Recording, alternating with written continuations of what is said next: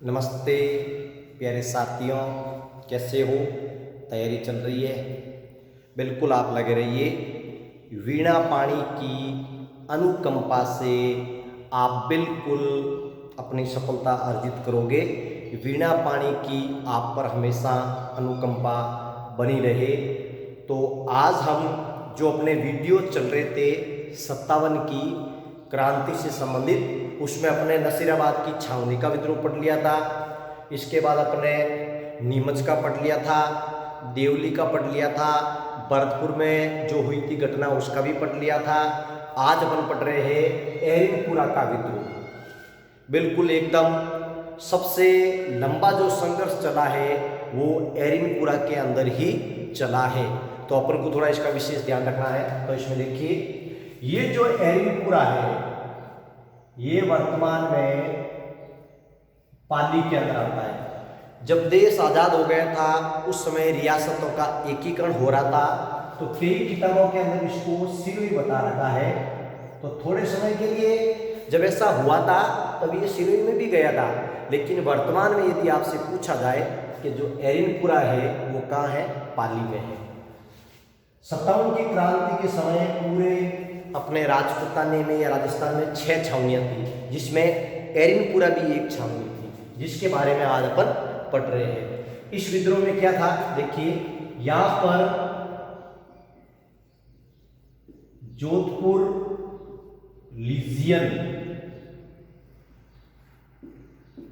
की सेना तैनात थी एरिनपुरा के अंदर। ध्यान रखना, यहां पर जो सेना की टुकड़ी उसका नाम है जोधपुर लीजियन। जोधपुर लीजियन क्यों है? क्योंकि इस लीजियन के अंदर या बटालियन के अंदर सर्वाधिक जो सैनिक है, जो सिपाही है, वो जोधपुर के हैं, मारवाड़ के हैं, इसलिए इसका नाम ये है। इसका नाम एक और आता है पूर्विया सैनिक। ये क्वेश्चन भी एक बार एग्जाम पूछा था, पूर्विया सैनिकों ने कहाँ विद्रोह किया था? तो पूर्विया सैनिक कह दीजिए या जोधपुर लीजियन के सैनिक कह दीजिए, एक ही बात है। इसका खर्चा वैन मारवाड़ सरकार करती थी, मारवाड़ रियासत करती थी, उसके अंतर्गत ही ये एरिनपुरा आता था। ये मारवाड़ रियासत का ठिकाना था एरिनपुरा, और यहाँ पर इन्होंने जोधपुर लीजियन एक बटालियन बना रखी थी। अब देखिए, वैसे ही 1835 में बनी थी जोधपुर लीजियन। मारवाड़ के शासक मान सिंह पर निगरानी रखने के लिए अंग्रेजों ने इस लीजियन का गठन किया था, और इसका खर्चा भी मारवाड़ रियासत देती थी, इसलिए मान सिंह की अंग्रेजों से बनती नहीं थी। इनका एक आश्रित कवि था बाकीदास, आयो अंग्रेज मुल्क रे ऊपर, एक कविता भी लिखी थी बाकीदास ने, जो मान सिंह का आश्रित कवि था। तो चलिए, यहां क्या हुआ, घटना है अपने माउंट आबू की। ध्यान रखना, उस समय राजस्थान का जो एजीजी है वो माउंट आबू में बैठता था, मैंने बताया था। यहाँ एक मुख्यालय था गर्मियों में। तो यहाँ पर क्या हुआ, इस एजीजी की सुरक्षा के लिए जोधपुर लीजियन की सेना थी। तो एजीजी अपने अजमेर गया हुआ था, ध्यान रखना, ये अजमेर इनका मुख्यालय था। पीछे क्या हुआ, एजीजी का पुत्र था जिसका नाम था अलेक्जेंडर। इस अलेक्जेंडर की जोधपुर लीजियन के सैनिकों ने क्या कर दी, हत्या कर दी। यह घटना है अपने 21 अगस्त की, ध्यान रखना, ये 1857 इसकी हत्या कर दी। तो यहां से क्रांति का बिगुल बज गया एरिनपुर का। फिर ये जोधपुर लीजियन के सैनिक क्या करते हैं, इसकी हत्या करके सीधा कहां आ जाते हैं, एरिनपुरा आ जाते हैं। आगे एरिनपुरा, अब एरिनपुरा के अंदर भी कुछ जोधपुर लीजियन के सैनिक थे, तो उनके साथ मिलकर 23 अगस्त को एरिनपुरा के अंदर, ध्यान रखना, शिवनाथ सिंह एक सामंत होता है, इसके नेतृत्व में एरिनपुरा की छावनी को लूट लिया जाता है, आग लगा दी जाती है। और विशेष ध्यान रखना, यहां एक नारा दिया था शिवनाथ सिंह ने, चलो दिल्ली मारो फिरंगी। फिरंगी का मतलब होता है गोरे या विदेशी। तो ये नारा शिवनाथ सिंह ने दिया था। और कई बार क्वेश्चन आया है, चलो दिल्ली मारो फिरंगी का नारा किस सैनिक छावनी से संबंधित है? एरिनपुरा की सैनिक छावनी से, या एरिनपुरा के सैनिकों ने या शिवनाथ सिंह के नेतृत्व में दिया गया। अब ये एरिनपुरा के यहाँ से विद्रोह करके आगे बढ़ रहे हैं, तो एक पाली के अधिष्ठान आता है जिसका नाम है खैरवा। ध्यान रखना, इस खैरवा के अंदर इनको औवा का ठाकुर मिल जाता है, कुशाल सिंह। ये कुशाल सिंह मारवाड़ के शासक उस समय कौन थे? मैंने बताया था मारवाड़ का तख्ता पलट। इस तख्त सिंह से नाराज थे और अंग्रेजों से भी नाराज थे। तो इन्होंने खैरवा स्थान पर ये जो विद्रोही सैनिक है या जिन्होंने बगावत की है, तो इनका नेतृत्व ये खैरवा स्थान पे करता है। और लगभग ये भी 5000 सैनिक हो जाते हैं। तो कुशाल सिंह के कहने पर और भी आसपास की जो छोटी बड़ी अपने ठिकाने हैं, जैसे गुल्लर, आलनियावास,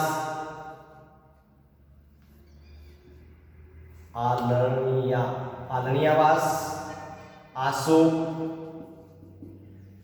रूपवास, बंतावास, राणावास, आसपास के जितने भी अपने होते हैं वो सभी सेना लेकर कुशाल सिंह के नेतृत्व में आ जाते हैं। और ऐसे करके लगभग कहा जाता है कि 6000 बागी सैनिक इकट्ठे होते हैं और कुशाल सिंह के नेतृत्व में ये आगे बढ़ते हैं। ये जो कुशाल सिंह है ये औवा का ठिकानेदार था, सामंत था, जो तख्त सिंह मारवाड़ के शासक से नाराज था और अंग्रेजों से भी नाराज चल रहा था। तो कुशाल सिंह ने इन बागी सैनिकों का क्या किया?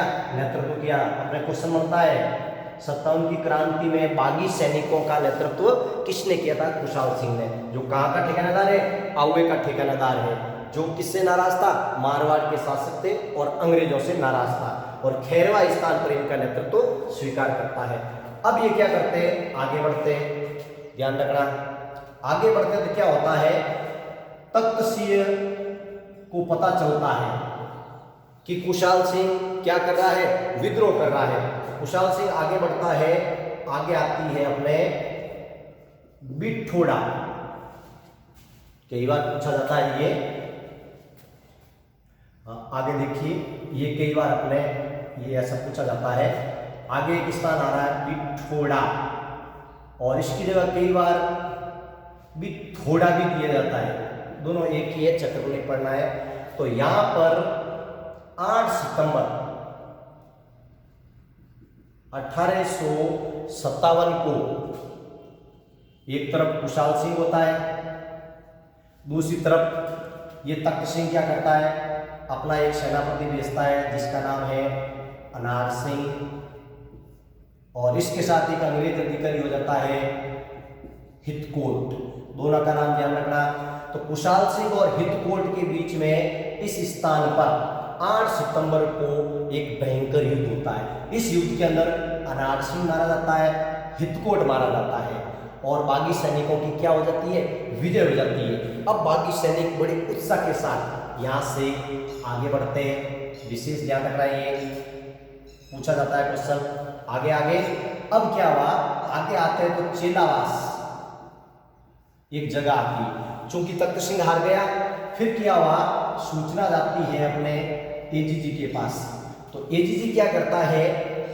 ध्यान रखना, पॉलिटिकल एजेंट मैकमॉसन, एजीजी और मैकमॉसन ये दोनों सेना लेके आते हैं, और यहाँ पर चेलावास के अंदर 10 दिन बाद 18 सितंबर 1857 को, यहाँ 8 सितंबर को बागी सैनिक जीत रहे हैं, आगे बढ़ रहे हैं, और चेलावास स्थान पर एजीजी भी आ जाता है जिसका नाम है लॉरेंस। और जो मैकमॉसन है ये अपने जोधपुर का पॉलिटिकल एजेंट है। क्योंकि तख्त सिंह यहाँ हार चुका था, अब जिम्मेदारी आ गई एजीजी पर इस विद्रोह को रोकने की, बागियों को रोकने की। तो मैकमॉसन और एजीजी दोनों यहाँ आते हैं, और चेलावास नामक स्थान पर दोनों का क्या होता है? विद्रोह होता है। एक तरफ कौन होता है? कुशाल सिंह होता है, ध्यान रखना, और दूसरी तरफ एजीजी और मैकमॉसन, ये दोनों ही गोरे हैं, और इधर कुशाल सिंह को क्या बताया गया है? काला बताया गया है। इस कारण इस युद्ध को गोरा काला का युद्ध कहा जाता है? कई बार क्वेश्चन आ चुका है, काला गोरा का या गोरा काला का युद्ध किसे कहा गया है? चेलावास का युद्ध। विशेष ध्यान रखना, एक तरफ पूरे गोरी चमड़ी वाले हैं और दूसरी तरफ अपने भारतीय अपने बंधुजन है, इनके बीच में 18 सितंबर को चेलावास नामक स्थान पर क्या होता है? युद्ध होता है। इस युद्ध के अंदर आप देखिए कुशाल सिंह और उनके सैनिकों ने इतनी गजब बहादुरी दिखाई थी, इस मैक मौसन को पकड़ लिया गया। ध्यान रखना, मैक मौसन को पकड़ के इसका सिर काट दिया और यहाँ अपने किले के मुख्य दरवाजे पर, जो आउवा का किला है, या आउवे के किले पर इसका सर काटकर टांग दिया और ये गीत गाया गया, चंग बाजे ढोल बाजे बलई बाजे बाकिया, मैक मौसन का सर काट किला माते टांगिया। चंग बाजे ढोल बाजे बलई बाजे बाकिया, मैक मौसन का सर काट किला माते टांगिया। ये आज भी राजस्थान के लोकगीतों में कुशाल सिंह से संबंधित गाए जाते हैं, तो उसमें ये जिक्र आता है। तो मैक मौसन का मौसम खराब कर दिया गया, सिर काट के किले पर लटका दिया और अंग्रेजों को खुली चुनौती दे दी कि जो भी आउवे के किले पर आंख उठाएगा उसका यही हाल होगा, सबके सिर काट के यहाँ लटका दिए जाएंगे। एजीजी बड़ा भयभीत हुआ और यहाँ से भाग गया जान बचाकर, और मैक मौसन का मौसम खराब हो गया। और आज भी इसकी जो कब्र बनी हुई है वो आउवा में बनी हुई है। कई बार क्वेश्चन आता है।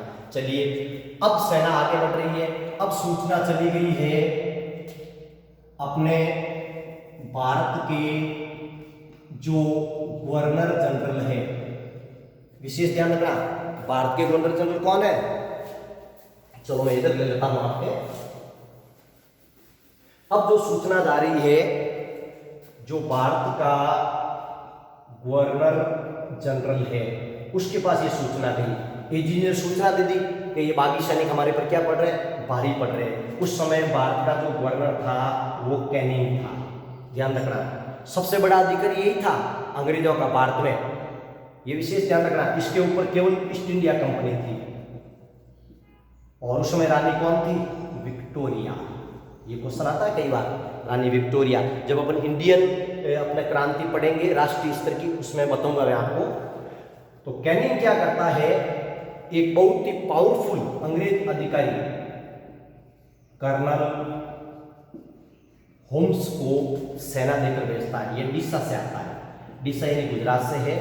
तो ये क्या करता है, ये अपने देखिए इसको डायरेक्ट भेजता है, ये आउवा। कहाँ भेजता है? आउवा। तो ये होम्स क्या करता है, आउवे के चारों तरफ घेरा डाल देता है और आउवे पर क्या करता है? अधिकार कर देता है। और इधर ये जो सैनिक है ये भी आ जाते हैं।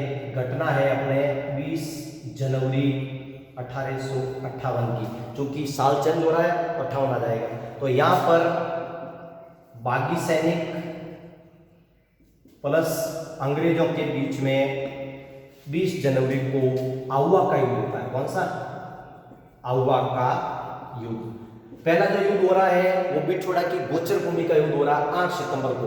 10 दिन बाद जो युद्ध हो रहा है वो चेलावास का युद्ध हो रहा है और 20 जनवरी को जो युद्ध हो रहा है वो आउवा का युद्ध हो रहा है। अब इस युद्ध के अंदर क्या होता है, बागी सैनिक पराजित होते हैं। विशेष ध्यान रखना, पराजित हो जाते हैं। आउवे पर अंग्रेजों का अधिकार हो जाता है, या खूब कत्लेआम मचाया जाता है। कर्नल होम्स क्या करता है, आउवा की जो कुल देवी है यहाँ के चंपावत थी। कुशाल सिंह क्या था? चंपावत था। तो इनकी जो कुल देवी है जिसका नाम है सुगाली माता, ये कर्नल होम्स कह रहा है कि जो देवी है ये देवी सब गड़बड़ कर रही है, इसको यहाँ से उठा लिया जाए। तो इस देवी को यहाँ से उठा लिया जाता है और अजमेर लेके आ जाता है इस देवी को। कि इस देवी की प्रेरणा से ही, क्योंकि आपको पता हो कुशाल सिंह युद्ध में जाने से पहले इस देवी की पूजा अर्चना करता था, सब सैनिकों के तिलक लगाता था। तो ये प्रेरणा स्रोत थी। 1857 की क्रांति की माता मानी जाती है, देवी मानी जाती है और सैनिकों की प्रेरणा स्रोत थी। इनको जो भी शक्ति मिल रही थी, जो भी ऊर्जा मिल रही थी, वो सब सुगाली माता से मिल रही थी। तो कर्नल होम्स ने कहा मेन समस्या की जड़ ये है, इसको ये हटा दिया जाए यहाँ से। तो इसको अजमेर ले जाता है। कहते हैं इसके 10 तो सिर है और 54 हाथ है। पूछा जाता है कई बार 10 सिर है और 54 हाथ है, और हाथ के अंदर कोई ना कोई आयुध जरूर है। आयुध का मतलब कोई अस्त्र शस्त्र इसके हाथ में जरूर है। तो इसको अजमेर ले जाता है, और फिर अजमेर से आपको पता हो देश की आज़ादी के बाद इसको बांगड़ संग्रहालय जाता है। बांगड़ कहाँ है? पाली के अंदर, वहाँ लाया जाता है। और फिर जब वसुंधरा राजे की सरकार आती है तो जहाँ से इसको उठाया गया वापस बांगड़ से इसको कहाँ लाया जाता है? आउवा लाया जाता है, और आज आउवा में स्थापित है। और आउवा के अंदर ही 2 विजय स्तंभ बने हुए हैं, क्योंकि 2 बार इन्होंने युद्ध जीता था, तो आउवा में विजय स्तंभ बना हुआ है। और आज आउवा को एक पर्यटक स्थल के रूप में परिवर्तित कर दिया गया है सरकार ने, क्योंकि यहाँ पर हमारी बहुत सारी यादें जुड़ी हुई है। अब क्या होता है, कुशाल सिंह यहाँ से हार जाता है और पराजित होकर नीमच पहुंचता है। इससे पहले क्या होता है, देखिए, पराजित होता है और 2 सामंत इसको शरण देते हैं, एक तो जोध सिंह और एक केसरी सिंह। ये तो है सलुम्बर का, और ये है कोठारिया का, यहाँ शरण लेता है। और फिर लास्ट के अंदर ये नीमच पहुंचता है। नीमच के अंदर यहाँ पर ये क्या करता है, आत्मसमर्पण कर देता है, अपने आप को 1860 को पुलिस को या अंग्रेजों को सुपुर्द कर देता है। नीमच के अंदर ध्यान रखना, आत्मसमर्पण करता है। और 2 सामंत जो कुशाल सिंह की क्या करते हैं, मदद करते हैं। कोठारिया के रावत जोध सिंह और सलुम्बर के रावत केसी सिंह, दोनों का नाम पूछा जाता है कई बार। और फिर यहाँ आत्मसमर्पण कर लेते हैं, गिरफ्तार कर लिया जाता है। इस पर एक आयोग बैठाया जाता है। क्या बैठाया जाता है? एक आयोग बैठाया जाता है जिसका नाम है मेजर टेलर आयोग। मेजर टेलर आयोग इसकी जांच के लिए, कुशाल सिंह की जांच के लिए कि कुशाल सिंह की क्या भूमिका रही है इसके अंदर 57 की क्रांति के अंदर या इसको भड़काने के अंदर। तो ये क्या करता है, आयोग क्या करता है, जांच करता है, मेजर करता है, ध्यान रखना। अब इस मेजर के अंदर क्या होता है, साक्ष्यों के अभाव में, साक्ष्यों के अभाव में कुशाल सिंह को निर्दोष साबित किया जाता है, बाइज्जत बरी कर दिया जाता है। विशेष ध्यान रखना, इस पर साक्ष्य नहीं मिले, प्रूफ नहीं मिले, सबूत नहीं मिले, कोई विटनेस नहीं मिला, इस कारण इस कुशाल सिंह को बाइज्जत बरी कर दिया जाता है। और ऐसा कहा जाता है 8 लास्ट के अंदर, जब ये उदयपुर के अंदर होते हैं 1864 के आसपास इनकी क्या हो जाती है, मृत्यु हो जाती है, देहांत हो जाता है। तो ये है अपने 1857 की क्रांति का एरिनपुरा का विद्रोह, जो सबसे लंबा संघर्ष चला था, और इसके बारे में अपन को पढ़ना है। केवल 3 युद्ध ही है, बाकी इसमें कोई ज़्यादा है नहीं। पहले अपन को जो युद्ध कराना है वो 8 सितंबर को कराना है, हितकोट और अनार सिंह को मारना है और बागी सैनिक जीत जाएंगे। फिर 10 दिन बाद 18 सितंबर चेदावास का, जिसे काला और गोरों का युद्ध कहते हैं। यहाँ मैक मौसम का मौसम खराब करना है, एजीजी को भगाना है, सर काट के किले पे लटकाना है। और एक उक्ति, एक गीत है मारवाड़ी जो आज भी चलता है, चंग बाजे ढोल बाजे भले ही बाजे बाकिया, मैक मौसम रो सर काट किला माते टांगिया, ऐसे लोकगीतों में गाया जाता है। फिर ये आगे बढ़ते हैं तो कर्नल होम्स एक बहुत ताकतवर अपने सैनिक अंग्रेज आता है और यहाँ पर आवे को घेर लेता है। और यहाँ पर 20 जनवरी को दोनों के बीच में संघर्ष होता है, जिसके अंदर बागी सैनिक हार जाते हैं और ये पराजित होकर कहाँ चला जाता है, जोध सिंह के पास चला जाता है। अब कई बार पूछा जाता है कि फिर बाद में ये नेतृत्व किसने किया बागी सैनिकों का, तो ये अपने एक छोटा भाई होता है जिसका नाम होता है पृथ्वी सिंह, इसको ये क्या करता है, नेतृत्व सौंपता है और स्वयं चला जाता है। अब देखिए मैं आपको बता रहा था, एक मैंने नारा बोला था, चलो दिल्ली मारो फिरंगी, इसका विशेष ध्यान रखना है। ये शिवनाथ सिंह के नेतृत्व में एरिनपुरा के सैनिकों ने दिया था। और फिर आगे देखिए यहाँ पराजित हो जाते हैं और ऐसे करके ये अपना पूरा का पूरा एरिनपुरा का विद्रोह है। और आपको बिल्कुल मैंने देसी भाषा में बताया है और आपको याद करना है। और इसके बाद में आपको आगे वाला पढ़ूंगा कोटा की जन क्रांति, जो वास्तव में जन क्रांति थी, वहाँ के लोगों ने बढ़ चढ़ के भाग लिया था, जबकि वहाँ छावनी नहीं थी, लेकिन फिर भी वहाँ लोगों ने बढ़ चढ़ के भाग लिया था। अब क्वेश्चन ये आता है, एक बार पूछ लिया था, 57 की क्रांति का वो कौन सा क्रांतिकारी था जो श्रीनाथ जी के दर्शन करके उनसे क्रांति को सफल बनाने का आशीर्वाद मांगता है। तो ये कल तक के लिए आप देख लेना और फिर इसका मैं आंसर बता दूंगा। तो वो कौन सा क्रांतिकारी था जो श्रीनाथ जी के दर्शन कर क्रांति को सफल बनाने का आशीर्वाद मांगता है। एक तो ये क्वेश्चन आपके लिए 57 की क्रांति का। दूसरा, राजपूताने का वो कौन सा शासक था, या राजपूताने की रियासत का कौन सी रियासत का वो शासक था जिसने क्रांतिकारियों की मदद की। उस शासक का आपको नाम बताना है। कल तक आप देख लेना और फिर मैं यहाँ उसका जो आंसर है आपको बताऊंगा। तब तक के लिए जय हिंद।